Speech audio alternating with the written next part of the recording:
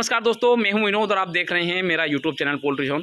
दोस्तों, एक फार्मर भाई ने कमेंट करके पूछा था कि दो बैच के बीच में कितनी गैप होना चाहिए। वैसे दोस्तों, दो बैच के बीच में मिनिमम 15 दिन की गैप होना चाहिए और मैक्सिमम 20 दिन की गैप होना चाहिए।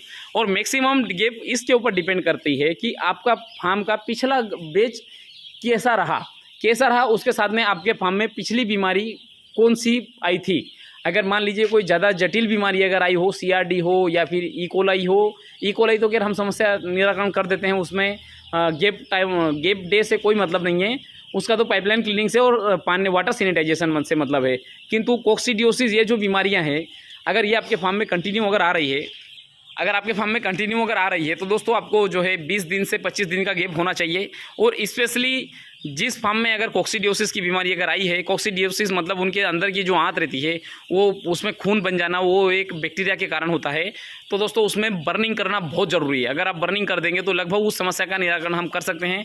और मिनिमम जो है आप 15 दिन की गैप आपको हमेशा रखना चाहिए पोल्ट्री फार्म में, अगर आपको अच्छा रिजल्ट चाहिए तो।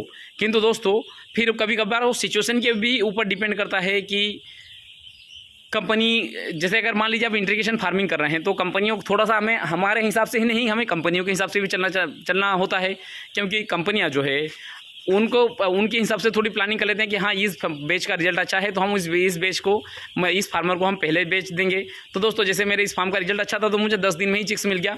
वैसे मेरा प्लान था कि मैं 20 जून तक चिक्स लूँ, बट मैनेजर सर ने कहा कि आपको चिक्स लेना पड़ेगा। तो दोस्तों मिनिमम आपको 15 दिन का गैप होना चाहिए और मैक्सिमम आपका 20 दिन का गैप होना चाहिए। सिंपल सा एवरेज अगर हम माने कि पूरे बैच में जो है पूरे साल में आप 20 दिन का एवरेज गैप पीरियड मांगते हैं, 40 दिन का आपका बैच का पीरियड, तो टोटल कितना हो गया 60 दिन। मतलब कि एक बैच का टाइम पीरियड कितना हो गया 60 दिन।